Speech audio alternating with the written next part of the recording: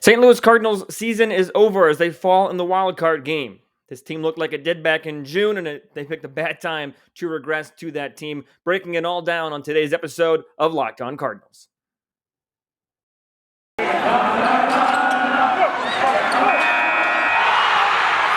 are Locked On Cardinals, your daily St. Louis Cardinals podcast, part of the Locked On Podcast Network, your team every day.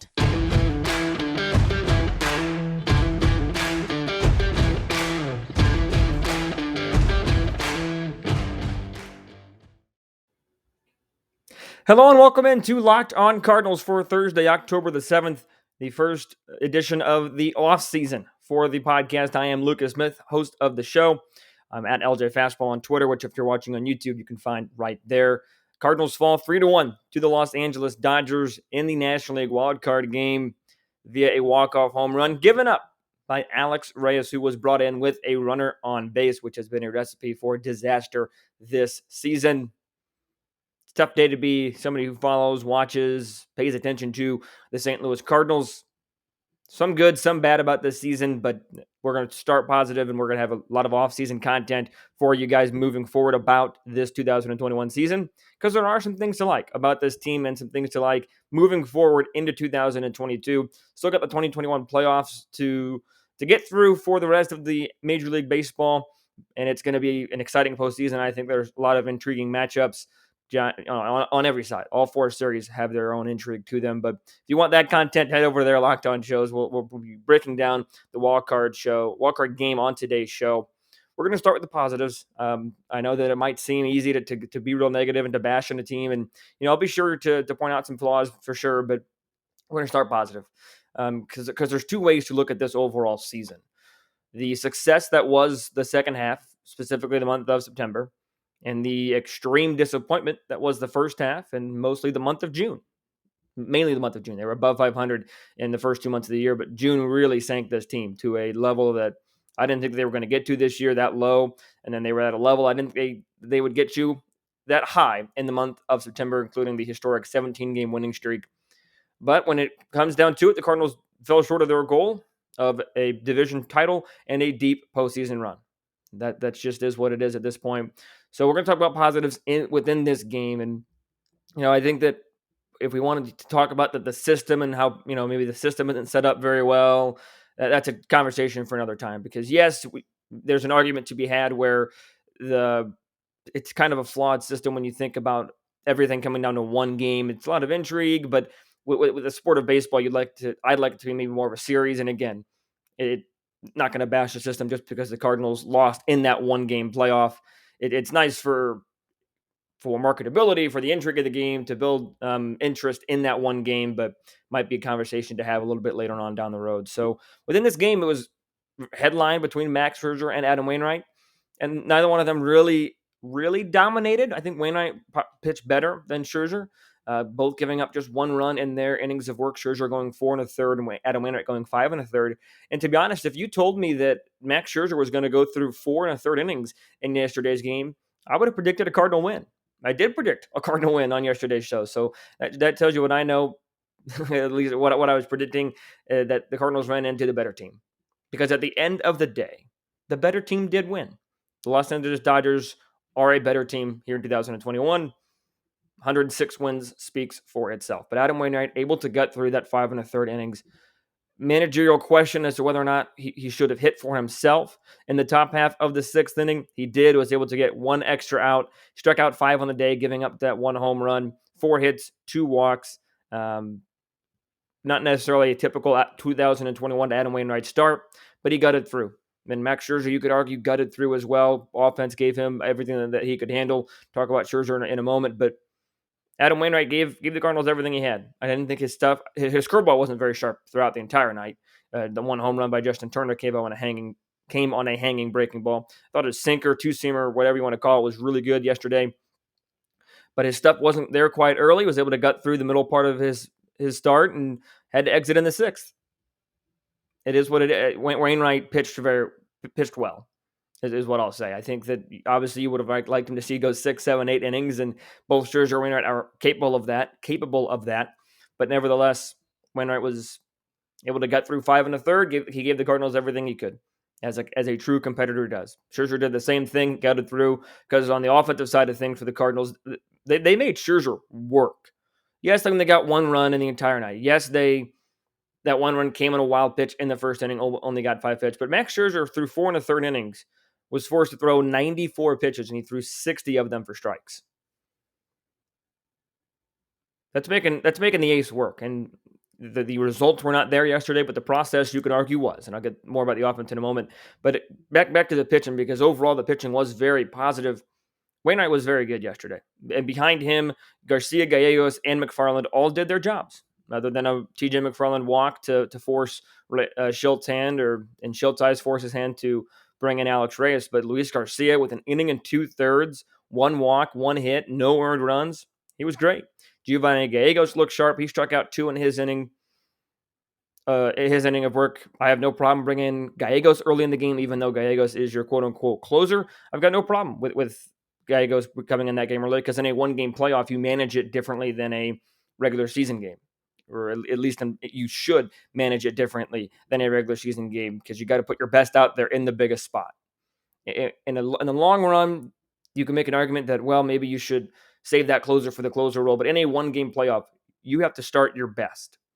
And you have to play your best in the earliest situation that you can, because you don't know. Because what if you bring in somebody that a little bit lesser than Gallegos, gives up a run, and Gallegos never sees the field?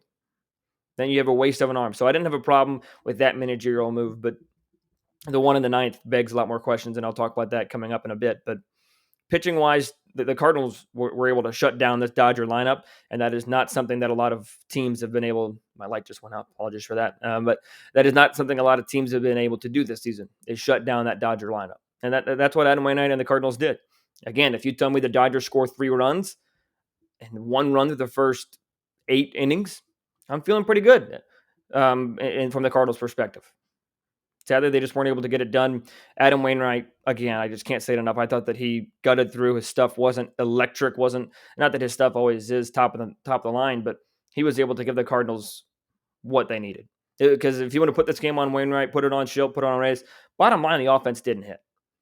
So the positives are Adam Wainwright, 3 out of the 4 bullpen arms, and the fact that they made Scherzer get out of the game in the 5th inning.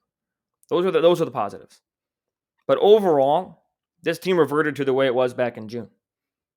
Couldn't hold a lead, and that was true even as recently as the first 2 weeks of September. And the offense couldn't hit with runners in scoring position. That's what killed this team. 1-game playoff, everything on the line. They weren't able to get it done. Let's talk about the negatives. Talk about Mike Schilt's decision to bring in Mr. Reyes in that 9th inning coming up next. But again, within this one game, the Cardinals did battle. They only lost by 2 runs. Dodgers had to win in their final at bat. Within this one game, yes, they battled.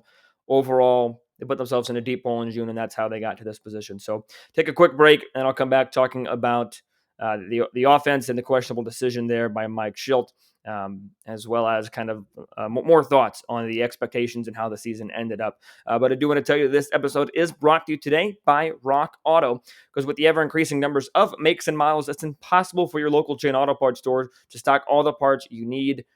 You don't want to endure pointless, maybe even intimidating questioning while somebody behind the counter orders a part that they happen to have on their computer.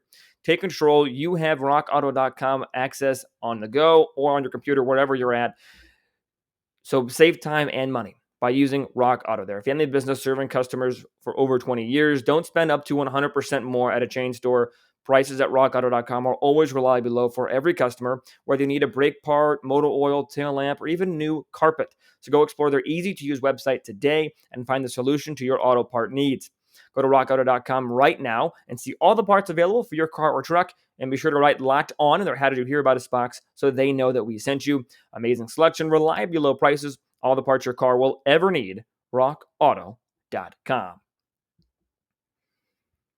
Offensively speaking, Cardinals only able to muster up 5 hits, 3 against Scherzer, 1 against Treinen, and 1 against Jansen. The only players with hits, Tommy Edman had a 3-for-5 day, Paul Goldschmidt and Dylan Carlson. Cardinals struck out 10 times, Tyler O'Neill striking out 3. He had a rough game. I still think Tyler O'Neill, I'm not trying to say this one game makes or breaks my thoughts on a player for their season, but it is tough when the player doesn't show up in the biggest moment. And this wildcard game was the biggest moment of the season, obviously. And the offense didn't show up. They reverted back to their June offense. It was poor hitting with runners in scoring position. They were 0 for 11 with a runner in scoring position. They were able to get first and second with nobody out and Nolan Arenado due up and Tyler O'Neill before that, and they still weren't able to get any runs home.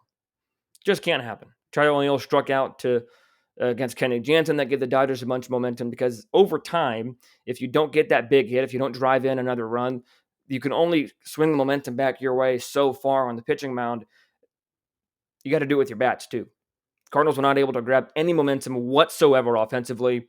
And again, it's not like they were facing a nobody. They were facing a Max Scherzer to start. They pitched, they hit him, they made him work, as I mentioned. They drew 3 walks. Joe Kelly, solid arm, Gratterall, Trinan, Knable, Jansen. All these guys are top of the line guys. They're some of the best at what they do. But this offense just wasn't able to get it done. In June, the problem was hitting with runners in scoring position. The problem was only scoring once in a game and not scoring anywhere else, not being able to slug an extra base hit, not being able to manufacture a run. The Cardinals manufactured a run in the first inning, thanks in large part to a Max Scherzer wild pitch. And that was it. I talked about the key for the Cardinals postseason is bringing that September energy into October, that September offense into October. Plain and simple, they didn't do that. Plain and simple. They reverted back, whether, again, out of their control maybe, but they reverted back to the June offense.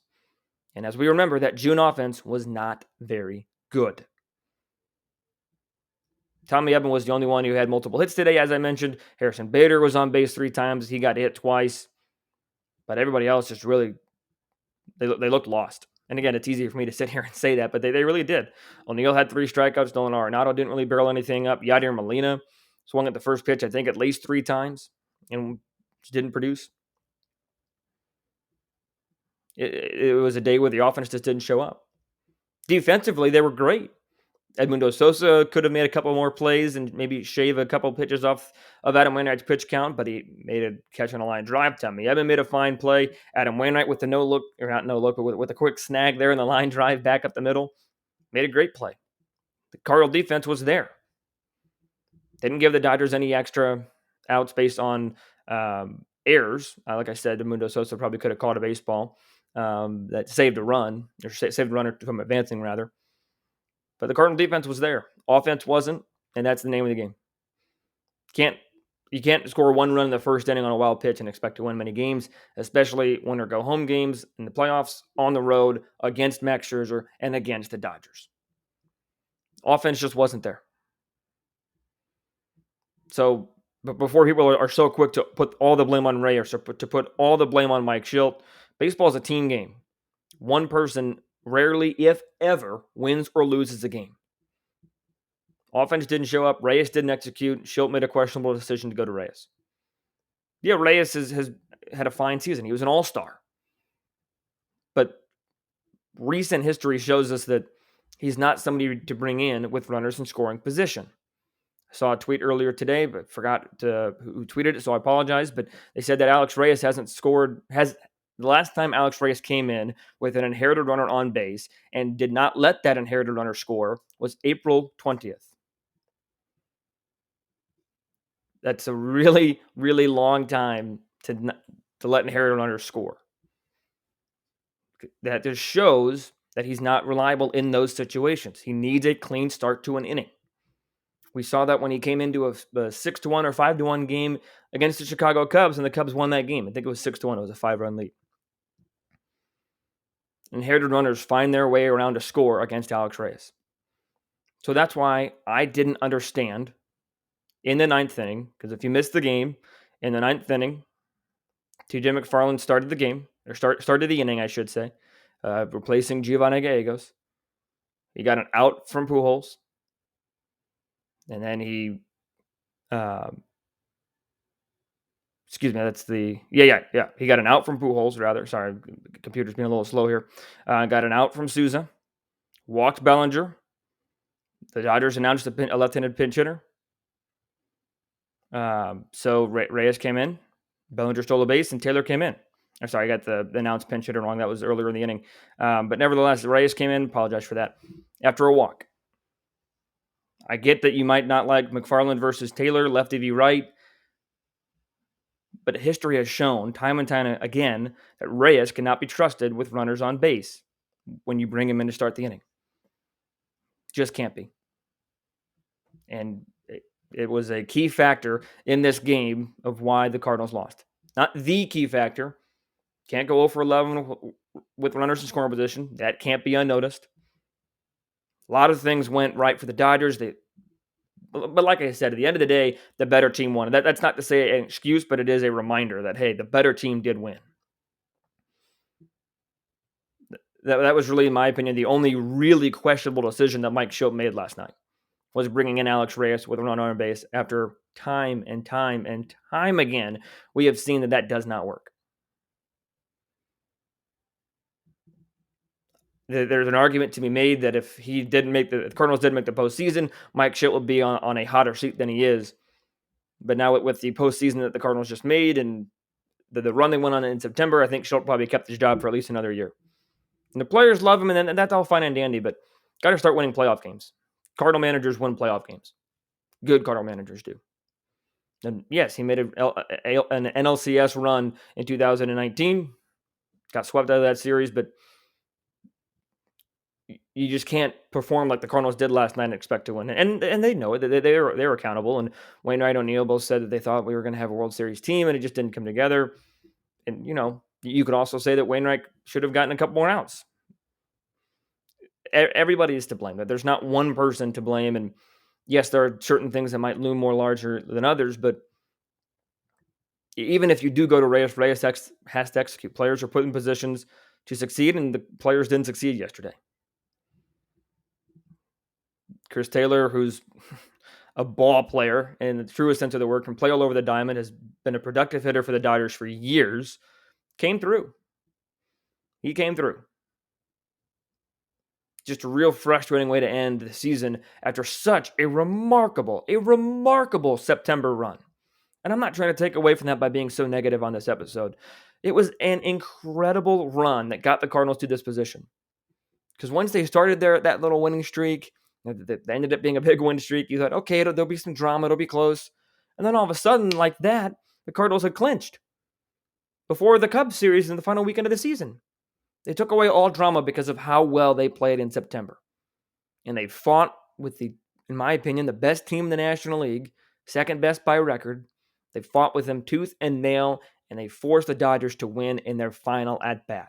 That's the positive spin. Cardinals had injuries. Every team deals with them. They flat out underperformed in the month of June, so they had to exponentially overperform in the month of September to even get to this spot. And they did. So credit there. The problem is the June can't happen. It's the June that cost them a division title when it comes down to it. And they were, for whatever reason, regressed back to the June team last night in the wildcard game. At one of, if not the worst spot to do it. It's a tough way to end the season.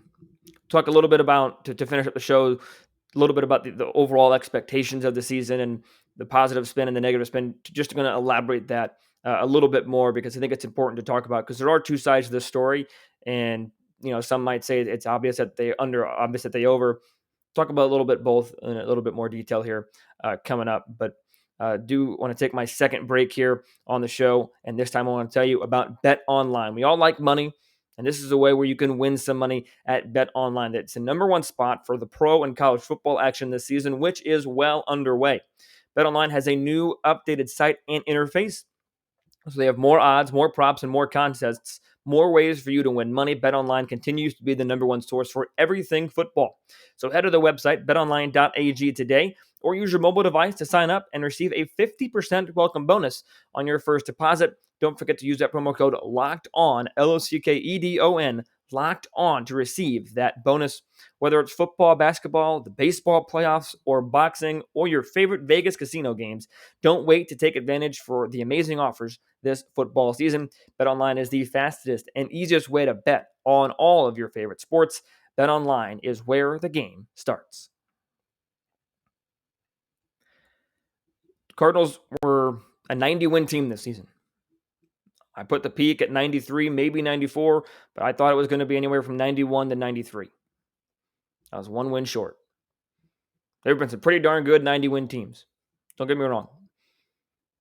And I really thought 90 wins would win this division. I didn't see the Brewers being as good as they were, and I thought that 90 wins would secure it.